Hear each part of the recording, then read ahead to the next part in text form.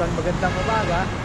Ngayon ay August 31, 2024. Ina-update natin yung 2024 na August na work dito sa bridge crossing ng SM North EDSA papuntang Cyber West. Kung saan matagal-tagal na din itong wala. Kung mapapansin dun sa gitna, meron ng laman yung crossing, no? Hindi lang yung isang diretso, ngayon may mga paalang na. Tapos dito meron ng lawit na bakal.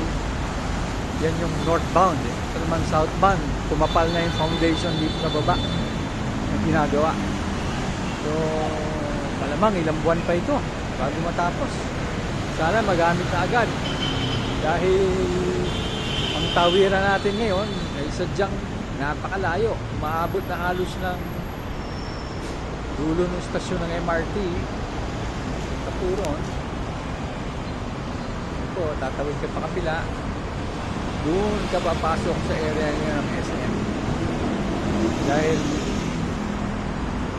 going back, kung nandito pa ho itong bridge na to dati, ay isang tawiran lang hanggang dulo. Isang minuto, tawid mo na. No? Ito po ang update natin as of August 31. Maraming salamat po.